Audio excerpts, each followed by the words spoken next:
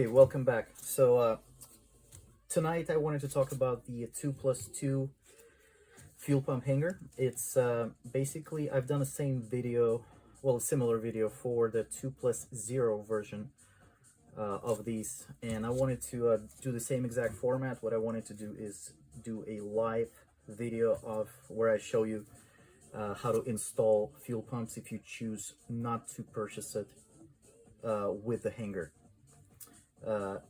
At the same time, I always recommend to pre-purchase fuel pumps directly from me and have me install them at the same time. I do not charge for that service, so that's absolutely a no-brainer to do. Also, if you don't want to purchase pumps from me, you also have an option to send in your fuel pumps, and I'll do the same exact thing. I'll get your pump installed, make sure everything is plumbed correctly, make sure everything is connected correctly, make sure everything works on the bench, and that way when you do receive your hanger, it's going to be ready to go out of the box, and saves you time, saves you guesswork, and you know, it's a lot better for me as well, because I know that the unit I send you is ready to go. It's not going to have any kind of issues, and it's going to be straightforward installation for you. So I don't want to take too much of your time. I know people don't like reading instructions and wasting time watching videos, so I'll get straight to the point. This is what your hanger looks like if you purchase it without fuel pumps. Comes in like this. You have this little lever for the fuel level sensor, and be careful with it. It's strong, but at the same time, when you are tossing this thing around during installation, just make sure you don't put too much pressure on it, because it is flexible, and if you do bend it, make sure that you fix that before you drop this thing in your tank.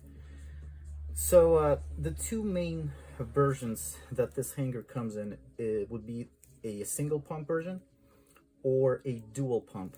This one happens to be a dual pump, and the only difference is the dual pump version is going to have a provision to connect a second pump, obviously, but other than that, the installations are pretty much going to be identical. I chose to do an installation on a 2-pump hanger because that's going to be more complex, even though I feel like it's still a pretty straightforward installation. And if you can do this, then doing a installation on a single fuel pump hanger is pretty much a breeze for you. One thing I wanted to note is this hanger specifically, the client chose to get factory style fittings, which will be able to connect to factory fuel hoses. You have an option to get this in 6 a.m. and 8 a.m. It's totally up to you. You can ask me what I would recommend for your specific setup. You can send me a message, or you can talk to your tuner. Tuner usually would have better information, because they should be the ones who are more familiar with what kind of fittings they want installed, and what kind of fuel flow rates they expect out of a setup for a specific build. So either way, talk to me, talk to your tuner, unless you know yourself, and make those selections. So again, let's get on with it. You are able to also install the smaller Walbro 255 pumps in this thing. By the way, which is what I recommend. I recommend running the 255 as a main pump, and then staging a Walbro 485 or a 525. The reason for that is when you are running a Walbro 255 as main, you can run that pump directly off of your factory electrical harness, off of your car. You don't need any kind of additional relays or anything like that. You can run it directly. Just plug and literally plug and play. And then your second pump, you will need a relay for that. But again, it's still a much easier installation. These pumps are also cheaper, the 255s, and it's proven it's E85 safe. And the only difference in installation is that the 255s, they have a plug for a connector, which if you order your hanger with that option, there's going to be a plug hanging off the wiring harness. And in this case, in the case of 485, for example, they have a pigtail. Other than that, the installation is identical. So just wanted to mention that. Okay, let's get on with it. So when you receive your hanger, you want to get this job done. First thing I recommend is to not remove anything that's absolutely not necessary. And in this case, we will be using the thinner upright for installation and service going forward. This side of the pump, do not remove anything here. This is pretty much unserviceable. It holds everything together, so no reason to unbolt anything here. We'll be working from this end. First thing you want to do is to loosen these two bolts on top. They hold the fuel warning light thermistor, and you want to just loosen them a little bit so the thing wiggles around and it lets you take off the service door a lot easier. So what you do is you will need to remove 6 bolts, 4 here and 2 up top. And again, I'm going to do everything live so that you know exactly how much time this takes, and if your installation shop decides to charge you for 2 hours of labor, you will know that they are full of poop, and tell them that it doesn't. So just want to save you some time and also money, and I also want you to be completely aware as to what's involved in the installation, and if you want to do this yourself, also make it easy for you. So when you get these 6 bolts out, this service door just comes off. Put it to the side and let's not worry about it for now. When you pop this thing open, the hose for the secondary pump, you can actually swing it out like this. It's really cool fitting here. I recommend just to kind of swing it out of the way so that you have access to the inside area of the hanger. We will be installing the main pump first, which is this one.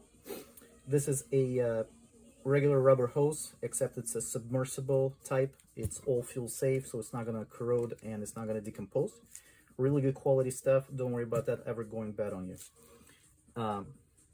In order to install the pump, first thing you want to do is, I always recommend using brand new pumps. They will come with plugs on each end. We're going to go ahead and remove this plug, put it to the side, and then the first thing you're going to do is you will tap the wires down like this. Make sure that they come out of the pump at a 90-degree angle, more or less. The reason for that is when you are installing the connector into the clamps first and then the pump, you want to make sure that you don't hit the wires on the clamp itself. I tumble these in a media before assembly, so these are not super sharp, but at the same time, if you're not careful, you're going to strip the insulation off of these wires. It's not a huge deal, but at the same time, there's no reason to damage something we don't need to. You will be slowly inserting the fuel pump into the clamp. It's a really tight fit, but everything fits, I assure you of that. If something doesn't fit, just be more careful and more patient, and everything is going to come together the way it should. For using hose clamps, I always recommend using these Audacre style clamps. They are kind of like a set it and forget it type of deal. When you compress it, it will absolutely never come loose. It's a one-time use clamp, but for something like this, it's perfectly fine because you're not going to be taking this thing apart hopefully every single day. And this is the type of clamp that's going to hold everything together tight, and it's easy to install, and it's quick to install, and there's no guesswork with it.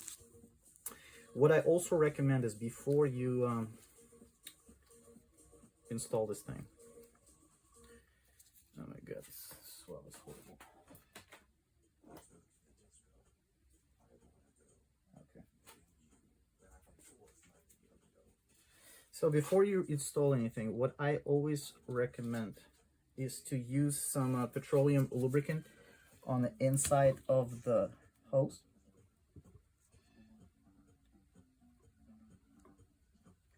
just like this. You don't need too much, but it makes the installation a lot easier. And I put some on the fuel pump barb as well. And when this happens, once you put some lubricant on the inside of the hose and on the barb, you can start slowly position the hose and the barb in the same at the same angle. And then when you're twisting the pump in, the hose is going to make its way onto the barb, and then you'll know when to stop is when this widened area is going to hit the bottom clamp. So this is it. The pump is in. What you need to do now is lock it in place. So the way you lock it in place, if you are using these kind of hose clamps, you'll just need to use a tool like this. It's about 20 bucks on Amazon. I've used it for like 3 years now. It's still in perfect shape, so great investment, and it works on all of the Auditor clamps. If you're using a regular, like a bolt style or wart style clamp, that's also a possibility. You won't need that, but you will be putting a clamp up on this hose right here. I'm going to go ahead and compress the clamp, and that's all there is to it. The clamp is set. It's never going to come apart. The seal is tight. There's not going to be any kind of leaks or anything like that. So this is done. The next thing you want to do is you want to lock the pump in position so that it sits sort of tight in the assembly, but not secured all the way. So what we're going to do is you'll use one of these set screws that has a knurling on one of the sides. And the reason I chose these is it's a super easy installation. You put it into this threaded area on the clamp, and as you tighten it in, what it does is it digs itself into the housing of the fuel pump, and it's not going to back out. Don't put too much pressure on this. Once you bottom out, once the set screw hits the pump body, all you need is about an eighth of a turn extra, and that thing is going to lock itself in.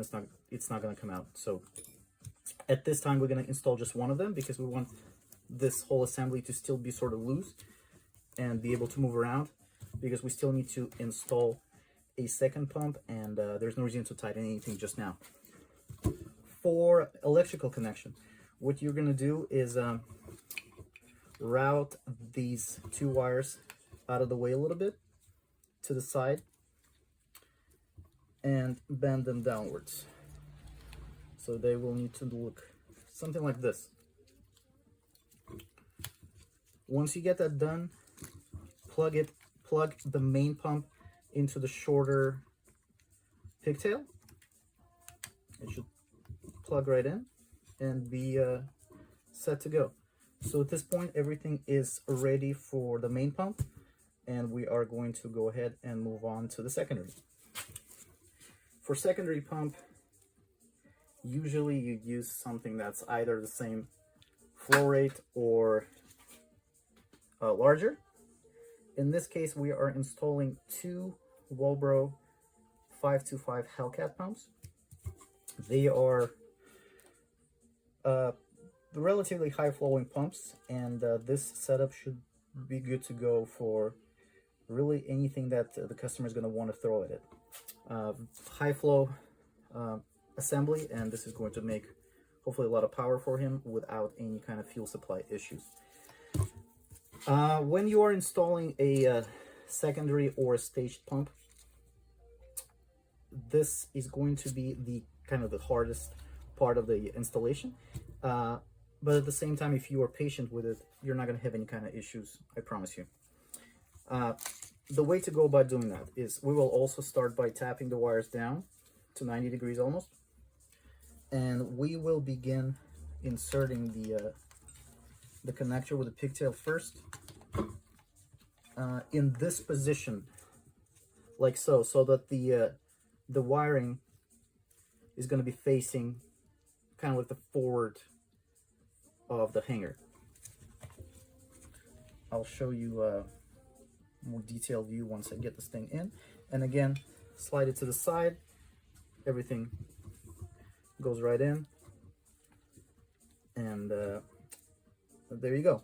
So at this point, once you get the pigtail in all the way, you will move this return corrugated hose upwards and get this pigtail to point down like this.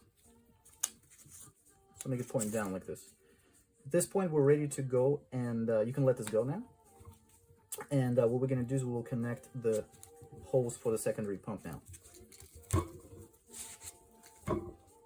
So put everything in this position, and this is going to be the most challenging part of the installation, I'll tell you right now. And you need to be also most careful with it. So from this point on, move these wires to the side and put this corrugated hose into position like this. We will also be using plenty of lubricant here, and here it's actually a little more important on the other pump, because it's going to make the installation job a lot easier. I put the lubricant on the inside of this hose as well as on the barb itself.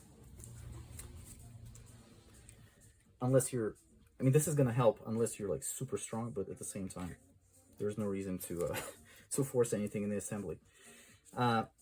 Put one of these smaller autocre clamps on the barb. And what you need to do now, this is, by the way, this is the hardest part of the job. What you need to do now is to mate the barb with a corrugated hose like this. Okay. What we're going to do now is we need to basically push this hose onto the barb. What I like to do personally when I install this pump is to use a lever arm. Coincidentally, this thing works perfectly. If you can see, it's basically like U-shaped, and if you put it on top between the hanger head and the hose, this bent section of the hose, you can actually push down on this area right here, and it's gonna make the job a lot easier to do. So the trick here is you want to basically push the pump into the clamp, and at the same time push with a lever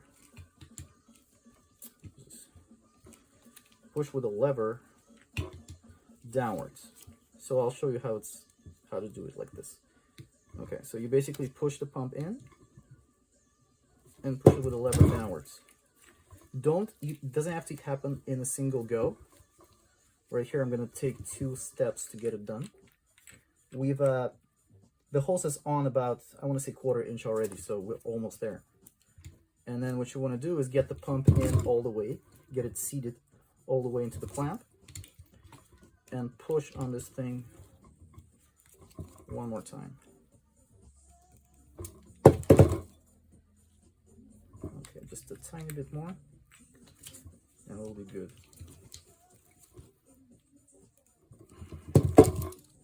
Bam, there's all there is to it.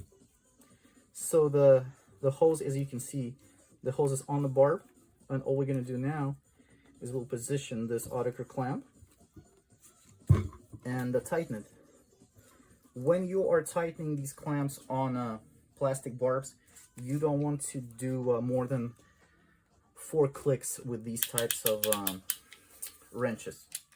There is no reason to compress it too hard. That thing is already on there, it's not going to come off. But at the same time, we need to get the clamp locked in, make sure nothing leaks down the line. So 1, 2, 3, 4, and this clamp is never coming off. I can tell you that much. A couple of last steps we need to take. Obviously, we need to connect the pump pigtail to the connector off of the harness.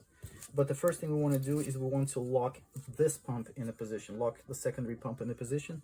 That's done exactly the same as the first one. You put this set screw into this threaded hole right here. 1/8 of a turn, you're done. This pump is not going to come off. Next thing, one of the last 2 steps is I recommend to install the service door now. It should slide right in from the side. And now we're going to install these 6 bolts. Don't plug in the connector just yet, and I'll show you why. So 1 bolt, and don't tighten the bolts right away. Make sure that they're on there somewhat loose. And then when you get like all of them going, all 6 of them going, you will actually start tightening them. Let's see here.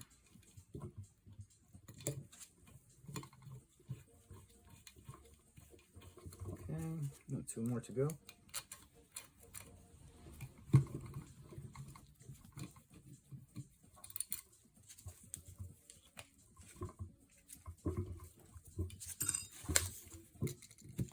If you need to wiggle this thing around a little bit,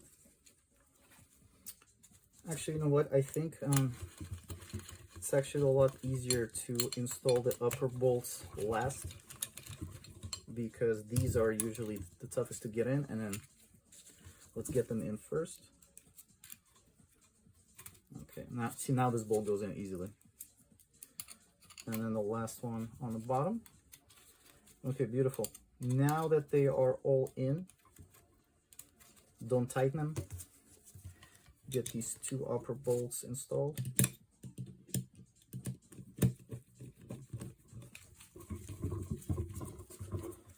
One is in, and then the last one.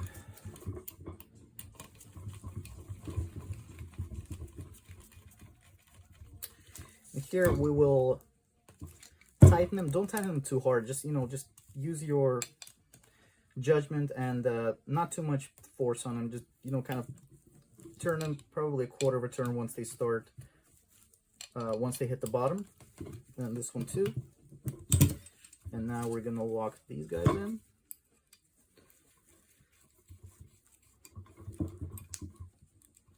This one's in, this one's in, and then this one's in.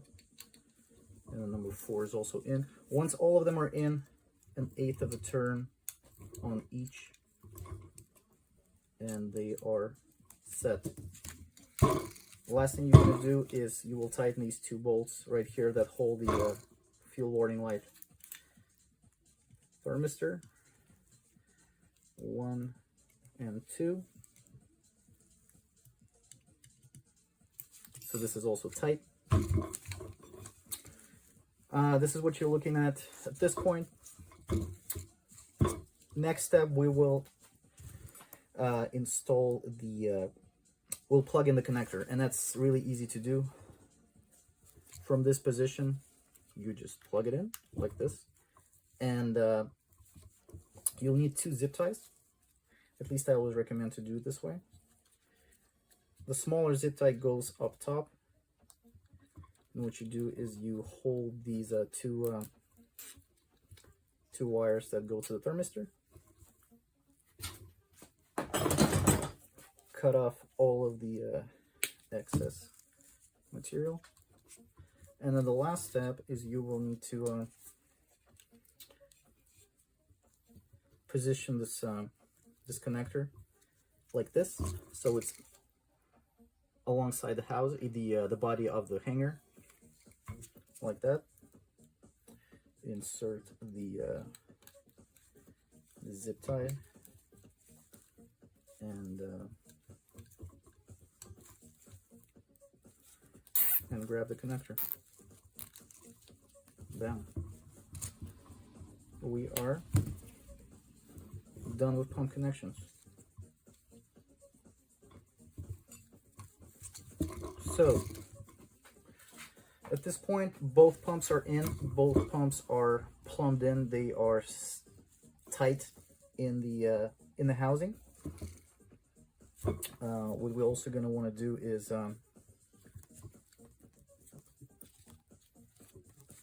know what, one thing I forgot to do is to get this set screw in there, but this is a live video and I have no way of going back, so I'll just have to fix it like this. put in the set screw in there, put the connector back into position, and then the other side as well. Again, guys, not too much force on these. Once you hit the bottom, about an eighth of a turn, you're done. And that's basically all there is to it. The pumps, if you purchase pumps from me or send them in, this is how your hanger is going to arrive. I don't remove these plugs off of the pumps. You can do it yourself. I just want to make sure there's no contamination and nothing gets in, and everything's safe. Once the thing arrives at your house or at the shop, the only thing you're gonna need to do is to install these stainless steel strainers. Again, it also has a cap in there. Remove it and put it on the pump. It's self-explanatory how to get it done. Really easy, and it takes about a second to get done. You get 2 of these strainers with your hanger, and also you get a brand new O-ring for the head to tank seal, and 6 bolts to secure the hanger into your fuel tank. Do not use factory bolts for this, because you're probably going to puncture your fuel tank, and that's not going to be fun. So make sure you use these bolts, use a brand new O-ring, and that will eliminate any kind of a chance of any kind of leaks, and everything is going to work just fine for you.